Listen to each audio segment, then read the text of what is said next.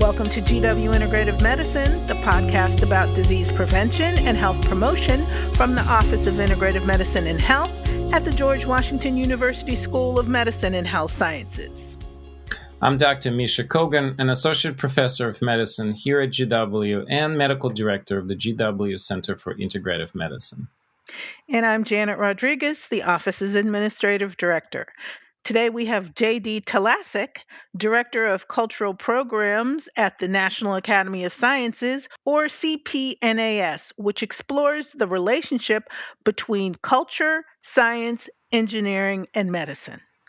JD is also the creator and moderator for a monthly salon called DASER, DC Art Science Evening Rendezvous, held at the National Academy of Sciences as part of the Laser Network. He has served on the faculty at Johns Hopkins University in the Museum Studies Master's Program, and he also served on the Contemporary Art and Science Committee at the Smithsonian National Museum of Natural History. He is the art advisor for Issues in Science and Technology magazine, a former board member of the Leonardo International Society for Art Science and Technology, and chair of the Laser Committee that coordinated 50-plus art and science salons around the world. Welcome to GW Integrative Medicine, JD. Thank you. It's a pleasure to be here. Thank you to you both.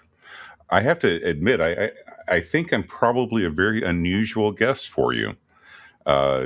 Being from the arts, I don't think that I'm the typical medical guest that you might have, but I think it's really wonderful that you would invite this conversation in. I think it's the spirit of integration that we look for different perspectives. So thank you again for having me. Well, don't sell yourself short. We've known each other for quite some time, and I think in some way you're a bigger healer than many doctors are. And on this podcast, JD, we interview actually quite a very broad array of different healthcare providers, and we don't really think that one have to be a doctor to be the healer. And yeah, so, but I think that's really the root of what we both think of as integration. You think about integration from the standpoint of medicine, and I think about integration from the standpoint of integrating discussions across the disciplines. But that's really the heart of integration is you have to be willing to listen to another perspective and to take that perspective into account. And I'm just letting you know, this is why I'm excited to be here with you and Janet today. Well, and it also makes me think of something really important. I think in medicine, not only the standard biomedical model is very reductionistic, but it also is very hierarchical. Often, there's this kind of a dogma that, okay, well, this is how it's done. This is what this is. And we often, indeed, physicians particularly, I would say, don't listen to the voices that are different or that are, proposing something that may appear to be radical for a biomedical thought process, but from perspective of cultural or just from perspective of healing could be actually something critically important, and it's not getting included. So I think that was one of the main reasons Janet and I thought that you would be great for this program, because you have led NAS programs for a long time. And I think, I hope you tell us a little bit about this, but to me, well, first of all, I'm a huge fan of NAS because I feel like it's one of the few places you can trust in this crazy world we live in. Well, it's very funny because the former president of the National Academy of Medicine, which falls under the umbrella of the three academies of science, engineering, and medicine, Dr. Harvey Feinberg, actually told me one time, my only job is to tell the truth. And ever since then, I think about what he said every time I walk into my office and walk through, this fantastic building, is that this is a very noble institution. And that's to say that the institution is perfect and it has its flaws like any institution. But it's set up to tell the truth. And that is the goal, to do that. And I think it's a very a very wonderful place to work for. And like you said, I have been here for a while. I've been within the office of the arts program, cultural programs, for a little bit over 20 years now, and it's really an exciting time to think about the integration of art and science. But what we're really talking about is, the sort of the integration of ideals. It's very similar to what you're experiencing and talking about in medicine. You talked about reductionism, and a reductionist approach has offered up a lot of knowledge because it deepens our understanding. But where, as you were mentioning at the beginning, where it becomes limiting is when you start applying it to the real world and you start introducing this knowledge into a complex system that requires a much more holistic approach, and that's where you get into problems. But you're asking about sort of the history of the arts program at the Academy, which has over the past few years kind of come into alignment, and it has overlapped with a little bit of the work that the Academy does, which is to advise the country in issues dealing with science. But I would say that the first start of the arts program happened back in the 70s, and it was a very simple, like almost all of the arts programs within science institutions that we see popping up around the world at research centers, artist residencies and labs. It almost always starts with a very sort of simple thought. In this case, it was, maybe we just put some nice things on the wall for people to see and enjoy when they walk into the building. And there's nothing wrong with that, right? It's making the place pretty, interior decoration in a sense. And I think that was a little bit of the initial ideal. But then as they started exhibiting some artists like Kenneth Snelson and Harry Batoya, and some of these people were sort of, overlapping into ideals that were coming out of psychology and, into structure and all kinds of wonderful ideals that kind of overplayed. By the time I started about 20 years ago, it came into this ideal that there's so many artists that are doing things with science. Maybe we should really look at exhibiting artists within the building that have to do with science, and they're maybe on a simple level they were thinking there's so many pretty science illustrations, maybe we should do that. So that's kind of went down that way. But what we became aware of is that there's a whole community of artists who are drawing on not just scientific imagery, but scientific ideals, scientific processes, and integrating that into artistic processes. So I already see this sort of integrative approach within creative practices of being open to processes that are inspired by science. So that kind of gets worked in. So what we thought was we start experimenting with showing that and building a conversation around that as a way of reaching a new audience and starting a different type of conversation. So, but you kind of fast forward, and as this sort of wheelhouse is happening around the world with the artist residencies and science labs, and this sort of conversation that's starting up. It became so big that eventually the Academy in 2018 they created a report out of our board on higher education, and the report was entitled "The Integration of Humanities and Arts with Science, Engineering, and Medicine in Higher Education." It was subtitled "Branches from the Same Tree," which is the quote from Albert Einstein. That's all religions, arts, and sciences are branches from the same tree, which is exactly what you had mentioned earlier, Misha, about it's kind of the opposite of reductionism. But there was a summary statement. There were several summary statements, but one that has always kind of rung true for me, and I actually have it here. I'd like to read it to you. It's from the study itself. It says, "Given that today's challenges and opportunities are at once technical and human, addressing them calls for the full range of human knowledge and creativity. Future professionals and citizens need to see when specialized approaches are valuable and when they are limiting, finding synergies at the intersections between diverse fields, create and communicate novel solutions, and empathize with the experiences of others. I think that that's just amazing. That's like a call to action whenever I read it, and it seems I imagine it's could actually be sort of the definition of the integrative medicine program in a way. But I mean, just how very different and inclusive this is when we think about the role of art. And at some point during our conversation, we can expand that to poetry, dance, movement, and other things. But it's for our sort of personal history within the NAS. It's been very exciting to see us move from this simple ideal of the role of arts to this incredible, profound integration of ideals, to providing a new perspectives that could, really influence the way that we do research, the way that we implement research, the way that we think about policy and how we write policy. So there's a huge difference. But I think that I see this sort of progression happening in a lot of science centers and in science institutions around the world. I mean, even CERN's the Collider has a artist residency program.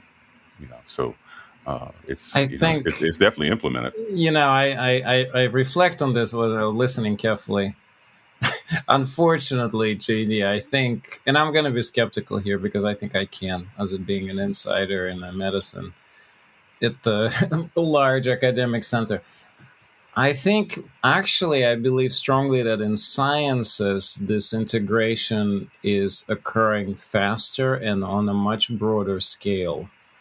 And I think the medicine is lagging. And I think the main reason is not necessarily the lack of humane aspect in medicine or the fact that somehow faculty at institutions and students not interested.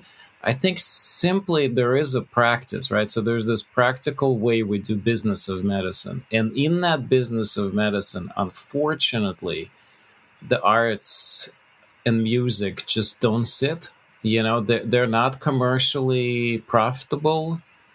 Most of the programs, when they're practically implemented, they end up being not cost effective because you don't bill insurance or you don't have a patent on which you can make large dollar sums. And that creates a tension right there. And I think I thought for a while not to mention this. I was like, well, you're going in such a wonderful direction of integration. But I think we do have to speak about it. After all, This podcast is not the routine, typical podcast. I think we thought through it when we were designing it to really open it up and not being afraid of tensions like this, because after all, if we don't speak up about this, who will? So, I want to pose a very difficult, challenging question for you, and I actually pose it to a lot of people. So in these strange times where seemingly medicine becomes even more and more compartmentalized and more profit-driven, how do you see the arts can be a balancing act, or how can it rather be used to really bring this core of human-centered medicine instead of business-centered medicine? Well, I think that's a really wonderful question, Misha. And I, just to kind of go back a little bit on what you're saying, I certainly have an opinion myself as to how, this sort of integrative of art, music, and movement and poetry could help and impact healthcare. But just, to clearly state that I'm not a medical professional. I'm not on the inside. You are, and I appreciate the question. But my response is going to be from my perspective of somebody who's been in the arts, who has been looking at the way that these programs are being, implemented and tested.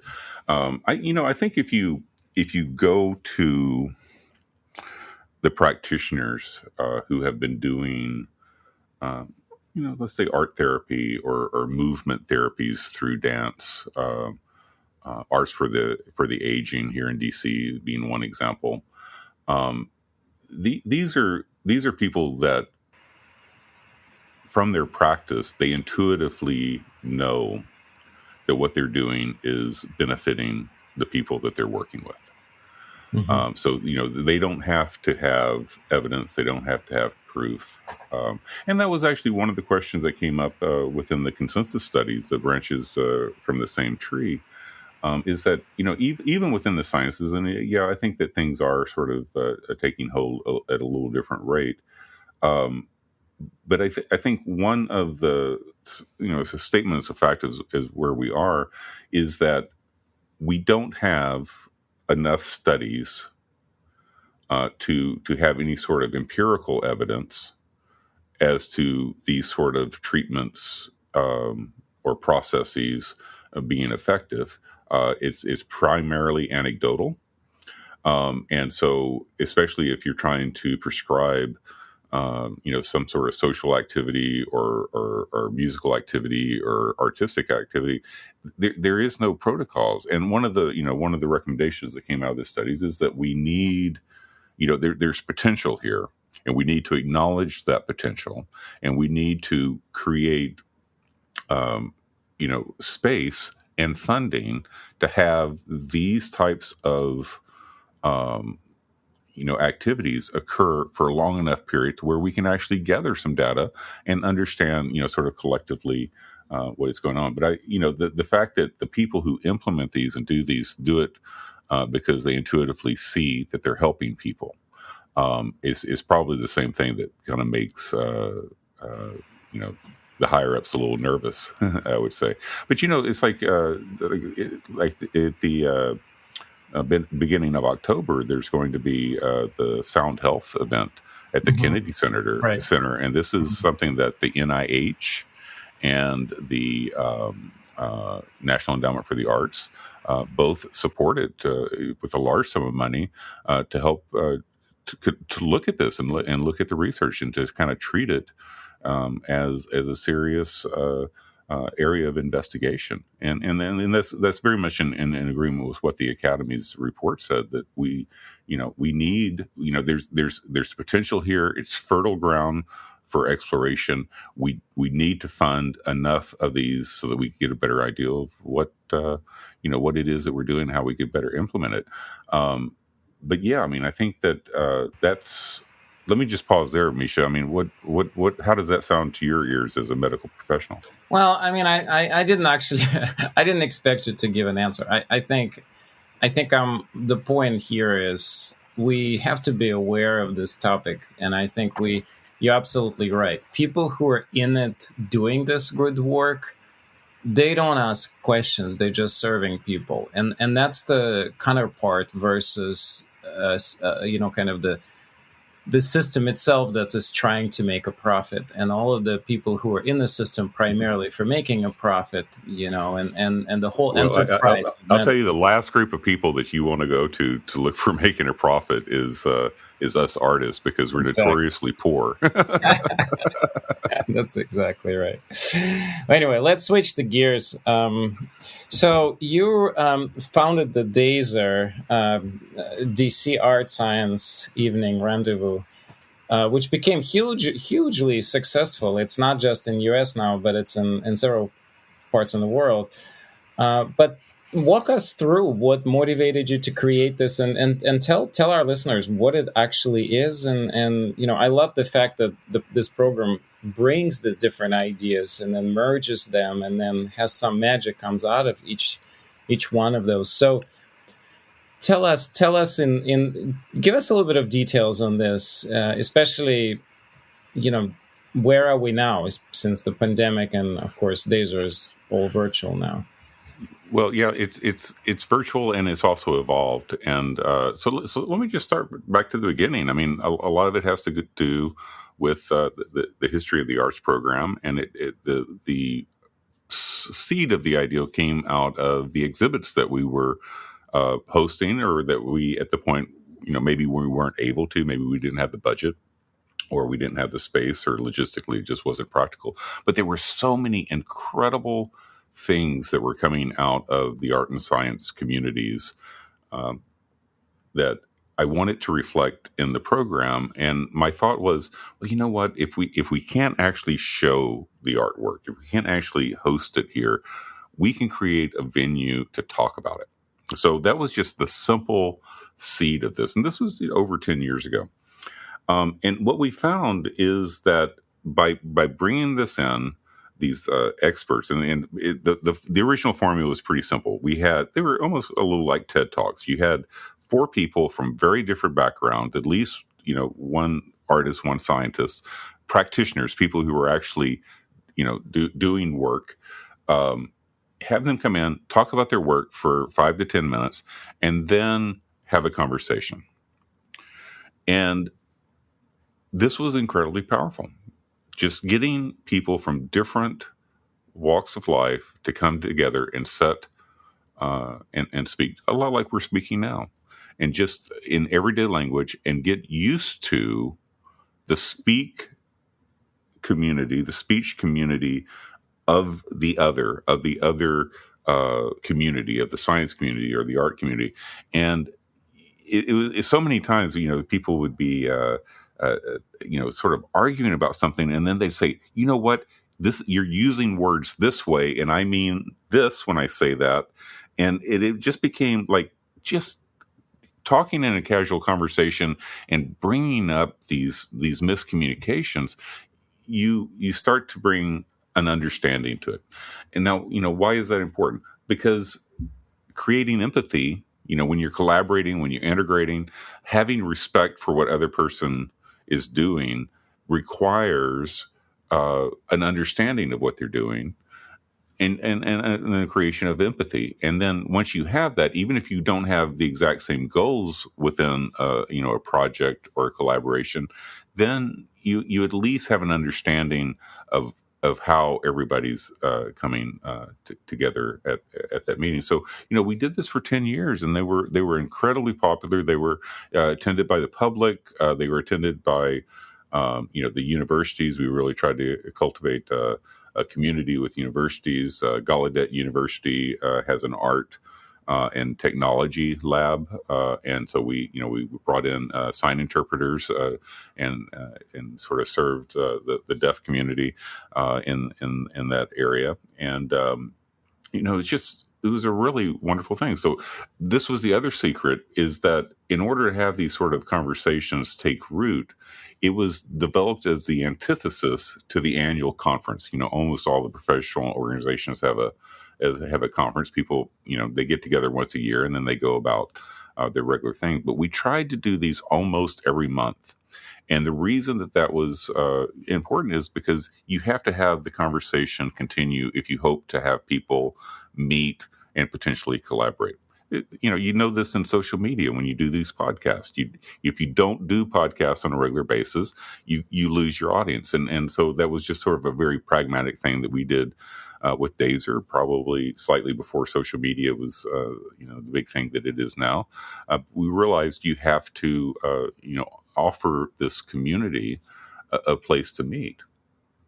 Well, and then fast forward, to 2020, when we all decided we weren't going to meet in public because of the pandemic, and we had to change. And we were very concerned about doing this online, because so much of just the communal aspect of Dazers was important to us, and so it's about people being able to walk up to each other and talk about what the whole entire program was about. Yeah, exactly. It was about, you talk about the scientists and you talk about the artists, you're talking about humans. And it's hard to deny that when you're looking somebody in the eye and you're having this thing. So, that's really the important thing about, all of this, is remembering that this is all a human endeavor, and it's especially true when you're talking about medicine, right? Because it's about healing the human, and it's about being there for each other, and to be mindful of each other. So how did COVID and being in quarantine, and even after we were allowed to come out of quarantine, how has that impacted the DASER program? Well, we have not yet gone back into physical spaces, but Mm-hmm. one of the things that we learned while we were online is, although you don't have the human connection online, what you do have is you have an international access that people at any point Ah, yes. can sort of like just drop into a conversation. And so one of the things that we were never able to do with the Dazers, we're now able to do online, and that is we wanted it to be more than just a social interaction. We wanted people to meet on that level so that they could start forming collaborations. And so what we're able to do now is we're starting what we're calling Dazer 2.0, or our wonder workshops, and we wonder about certain things that we would like to do. Like, for example, to tie it back into medicine, we had done a project with the CDC Foundation when they were funding artists who were doing vaccine confidence within their communities, vaccine confidence building within their communities. And so what we've started to do is we have this sort of regular place where people who are part of that community and part of that conversation can meet, and they're online. And it's not these aren't public facing conversations. They're really for the stakeholders. But it's really amazing if you think about in this case the vaccine confidence, and I'm just using this as one of several that we're working on right now, but because it ties in with medicine, it might be worth mentioning. But it's the ideal that when you're working with artists and they go into a community, they create this sort of safe space for people to talk about. And it's I think maybe there's some hope that this would actually just you could judge the success of this by saying, okay, well, we got X number of more people vaccinated, but it actually goes deeper than that. It's creating a space where if you're listening, you can understand why people don't have confidence in the vaccine. Not that that's going to be an easy answer, but at least you're creating some empathy around people and their decisions. It might be misinformation. It may be some deep cultural biases. But it doesn't matter. It's very real to the person who doesn't want to get vaccinated. So this is kind of what the Dazers have kind of turned into. And then I think starting later this year in 2022, we're going to be able to move back into some variation of the Dazer. But I think it's gonna kind of come back and bring some of these events back on. In fact, I was mentioning earlier before we started the recording, we're hosting a poetry reading at the Academy, and we will have a poetry center from Kent University will come, and it's based upon their book of poetry called Dear Vaccine. And we heard about this through our Dazer event with the vaccine confidence. And what they're basically going to do is they're going to read from this book of poetry, and these are poems that the average person wrote in. Some poets wrote in, everyday people all over the world. They wrote in poetry that they wrote to the vaccine. And if you can just imagine how healing that was, Very therapeutic. Very therapeutic. And JD, before the podcast, Janet and I were talking. We said he has to read some poetry to us because I love hearing your voice. So give us a sample. Give our listeners a it's sample. very funny because I just happen to have in front of me, as if I was waiting for a cue, a poem. So what they did, this is from Dear Vaccine, and this was poem that kicked everything off. Let me just say that it's the Wick Poetry Center at Kent State University and the University of Arizona Poetry Center. They basically invited people to write the poem, but they started with a catalyst poem by Naomi Shahib Nye, who is the Young People's Poet Laureate from the Poetry Foundation. And so, excuse me. And so this is Naomi's poem that initiated all these other people writing in. And Naomi's poem is Dear Vaccine. Save us, dear vaccine. Take us seriously. We had plans. We were going places. Children in kindergarten. So many voices in chorus. Give us our world again. Tiny gleaming vials enter our cities and towns, shining your light. Restore us to each other. We liked our lives. Maybe we didn't think them enough. Being able to cross streets with people we didn't know, pressing elevator buttons, smiling at strangers, standing in line to pay. We liked standing in line more than we pretended. It's a quick prick in the arm. You'll barely notice it. It's the gas in the car getting us going again. It's the turn in the road, face-to-face conversation some days soon. It's the hug. Forever, it's the hug. Vaccine, please make the air clean. We went to yoga classes, deep collective breathing in small rooms in cities where we didn't even live. How brave we were. Vaccine, please restore our lives. Believe they were beautiful. Wow. It's very emotional, isn't it? It's very emotional, and it hits so many points and in such a soul-touching way.